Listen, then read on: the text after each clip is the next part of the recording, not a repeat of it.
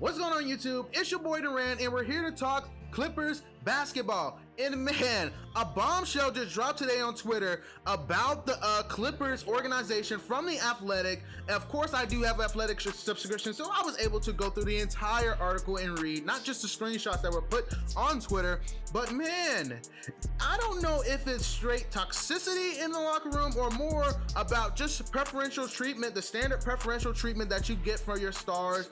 But we're just gonna go through these. Each point that was made, this is from the screenshot. This is each point that was made. I'll break it down, what I think of it. So here was the first point that was made. Leonard and George were the only players to have their own personal security guards and trainers. That's fine. Those are the two best players on the team. Those are the two most known players outside of the organization that people are going to know. Kawhi is a damn near global superstar, winning a championship in a whole different country. And Paul George is a superstar, a guy in the prior season came in number 3 in the MVP voting. So that makes sense. That's not hard to ask. I mean, I'm not even going to compare to Michael Jordan, but LeBron James, other players, those players get security guards and all those things. So this seems pretty standard. Let's move on to number 2. Leonard and George had power over the team's practice and travel schedule, leading teammates to believe Leonard canceled multiple practices. Now this is hilarious. How can a player have control over the practice at that? Whether in the travel schedule, and they believe that he was canceling practices. I don't know why he was canceling practice, but they believe that he canceled practices, that Kawhi Leonard had the power to do this over Doc Rivers. Now I'll tell this to the Clippers and people listening, of course, as Celtics fans, ain't nobody telling Doc Rivers what to do. I'm just telling y'all right now, ain't nobody telling Doc Rivers when to cancel practice. I find that very hard to believe that anyone had that much control over Doc Rivers, or whether he signed up for any time. He would have never signed up for a role like that. I don't care if you Doc Rivers coached Hall of Famers. like he coached Hall of Famers. He ain't let no Kawhi Leonard come in here and just tell him what they doing and how they're doing it. I find that hard to believe, but if it is true, it is hilarious that two players had that much power over an organization that honestly has not had stars. Well, this new management with the new owner, they don't even know how to treat stars. They never really had stars before. So we have to realize this isn't the management that had Blake Griffin and all those guys. This is a new management. This is a new guy, new owner that's come in, and he's never had to deal with stars. They've never, as an organization, with the new people that they have never had to deal with megastars like this. Let's continue. Leonard was allowed to live in San Diego and commute from there, which often made him late for team flights. I don't know if that's toxic, or I don't know. I think that's preferential treatment, okay, but it's okay. I mean, he doesn't want to live in LA, he wants to live in San Diego, and he wants to commute from there. If you can accommodate that and you get him on your team, I don't see a problem with that. I think the team needs to figure out a way to make him get there on time. I mean, they said I would be sending like a car to pick him up every day to get him to practice and things. Like you shouldn't be driving from San Diego to Los Angeles to come play. Like, I think that's probably one of the problems with it, is that you have to accommodate that player, and if that's something he agreed upon, this shouldn't be something that's leaking out to The Athletic and in an article at that, but it should be something that you accommodate and something that you figure out along the way, and something that we've agreed to and how this will work. You'll live in San Diego, we will send a car out to come pick you up an hour early before practice so you get to practice on time, and we'll figure that part out. Let's move on.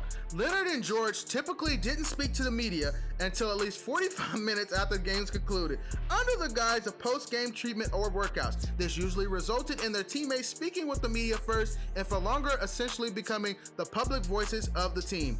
This is fucking hilarious.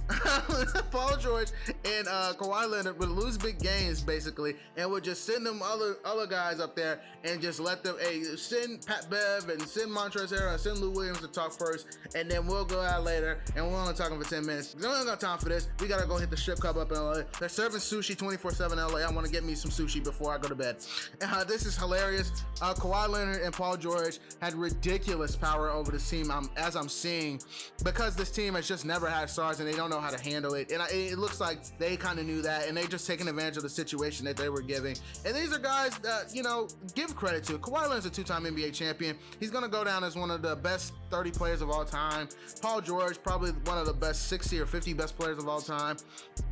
Hey, I'm not gonna say that about Paul George. Paul George has to win a championship first, so I'm not even gonna put him in the 50 best or the 60 best. That's disrespectful. I'm not even gonna do that. Paul George will go down as one of a really good players. He could be a great player if they won a championship, and he actually showed up in big moments, including the playoffs.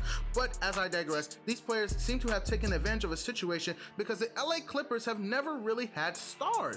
This new organization was not here when Blake Griffin and all of them. So this is a whole new chapter. They have never had stars of this level and how to deal with them. And there's certain things that you allow, and there are certain things that are just completely overboard, and it's a problem.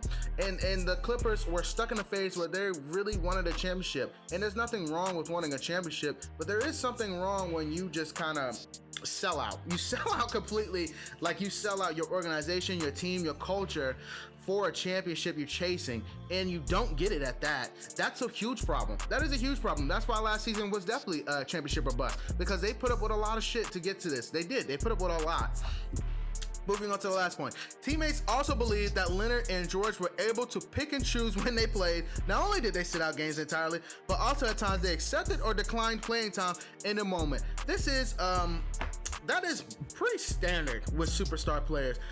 If Jason Tatum told Brad Stevens and told Danny that he doesn't want to play on Christmas Day and he just wants to sit out and spend the day with his son, that's perfectly fine. Like, you do that, Jason. We need you for the playoffs. I mean, the Christmas game is a Christmas game, but hey, we need you for the playoffs. We need you to come. It'll be frustrating for fans, but listen, this is preferential treatment, but is it overboard? That's the real question with all these things. I wouldn't say it's overboard to a point, because I don't know how this seems standard, but we don't know how crazy it got. I'm pretty sure this is on the extreme end of the spectrum from what it sounds like on paper. Like believe Leonard and George were able to pick and choose when they played. So how many games? It was because Kawhi Leonard and Paul George were sitting out like games, like back-to-back weeks, like games. And remember that time he got caught in the strip club when he was supposedly hurt and couldn't move or some of this stuff? Like, he was in a strip club. There's pictures of him. This is crazy. This is a bombshell, but at the same time, I don't think it's completely damning. I don't think it's actually surprising, really, that they got this treatment, because they were trying to bring in a star that put them over the top. They have never had stars before. They don't know how to treat them, and this is the way that they treat them. It's letting them taking advantage of them completely. And if that's the way you want to do it, I guess just the way they want to do it. They want to win, and you know that you got to respect that they want to win, but at the same time, I think that they sold out just a bit to these guys. They're letting them control practice and control when they play. Those are two of the three things you are not doing when you walk into my organization. But this isn't the Celtics, this is the Clippers, and they've been a laughingstock for majority of the time, and they are ready to kind of stake their own claim and stop being the little brother to the Los Angeles Lakers and want to make their own stamp in Los Angeles. And you kind of understand that a bit, but at the same time, the Clippers have got to get this together. They have got to talk to these guys and get this together. Hey, this is not okay.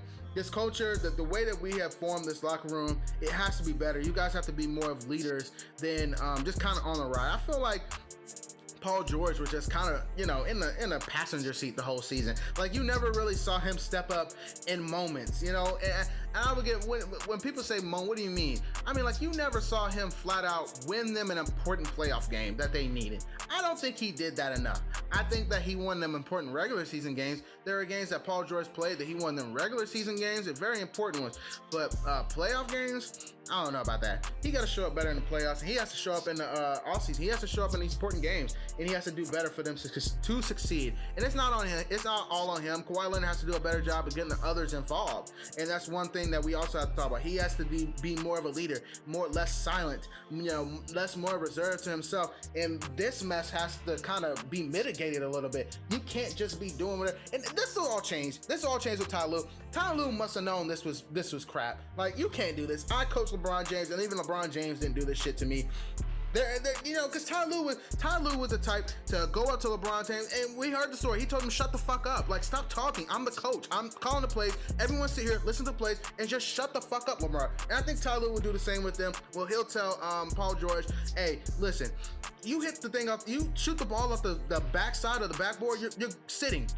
So like, these are things that Ty Lue will correct. I believe in Ty Lue as far as him being a culture changer, as far as him being a player coach, not as a coach. Like, Ty Lue, I do not think is that good of a coach. And I think the Clippers downgraded, period. But as always, I have nothing left for the video. Like, comment, and subscribe. Peace.